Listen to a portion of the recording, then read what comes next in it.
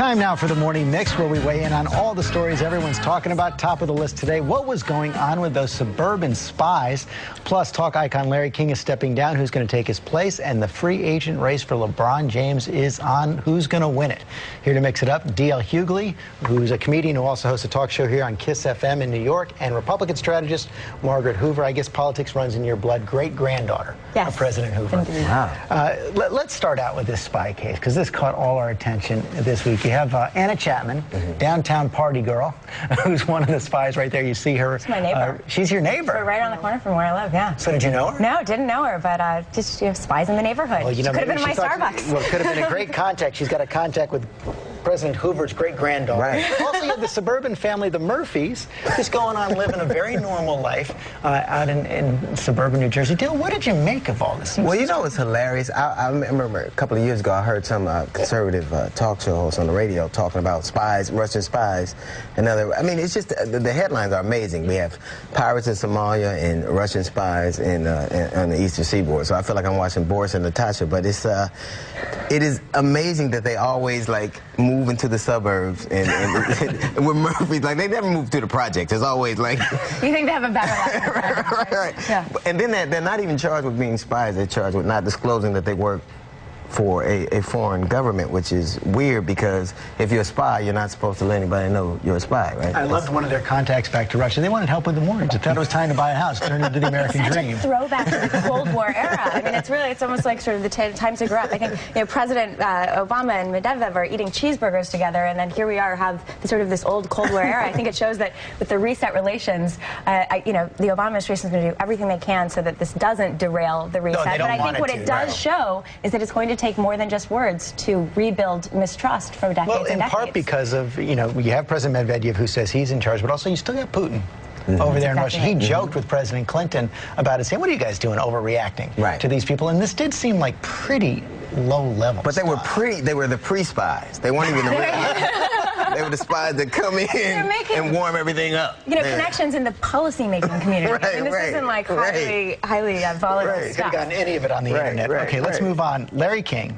Hanging up the suspenders after 25 years. A lot of names out there to replace him. You've got Joy Behar, Ryan Seacrest, Katie Couric, Piers Morgan. I am DL. You used to work at CNN. You ready for it? Well, the fun of watching Larry King, and I think he's tremendous, but he was so old, you're like, is he going to make it through the show? It's like why you go to the zoo hoping somebody get attacked by a tiger. That's why I go. But the reason he quit was hilarious to me. Like he quit to spend more time with his wife. Can you believe he said that? And to go to his kids' little league. His kids should be getting inducted to the Hall of Fame right now. I was like, the Crypt Keeper has kids? Are you crazy? But he did pull out, I want to spend more time with my family. Right. Well, got to give it to him. I guess it's the 7th time around. I think But wasn't there a scandal? Like, he could teach Tiger Woods how to reconcile a man. Like, Tiger's calling, hey, Larry, what did you do? You got to give him credit, though. 40,000 interviews, 25 years on the show, just passed the Guinness Book of World Records in terms of longest time slot, longest show in that. And he did know how to get people to talk. And he had a really marquee interview style that is going to be hard to replicate, and it'll be very interesting who they put in. I don't think Piers is going to do it. I don't think you can have for an American television audience a British guy interviewing. I don't know. Late Show's doing okay with it. The funny thing about he's just so no one went for ratings. The ratings weren't that great, but he was such an iconic figure. It was almost like as close as we could come to Johnny Carson, where somebody would sit down and the idea that you were sitting down talking to him meant that you had ascended to some degree. And it was also kind of a safe place to go talk as well. Meanwhile, the other big question is, where is LeBron going to go? I got to show again my home state, Ohio, trying to get him. Watch this. Come on, LeBron. Write the next chapter. The good book says.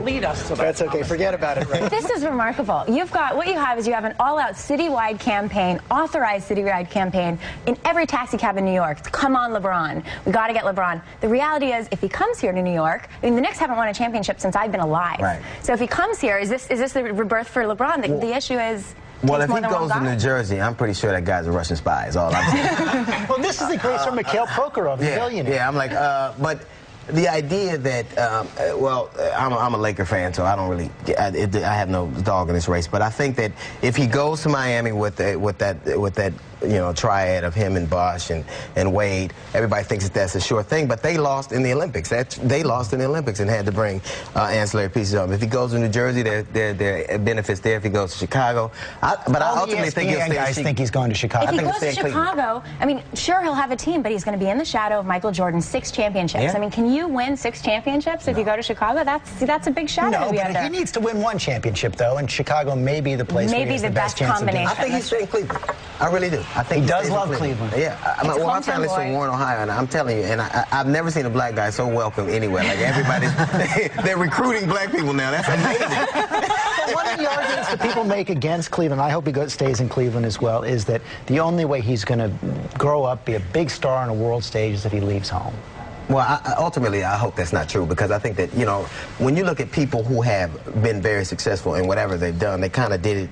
They brought the mountain to them, and I think that he's such a.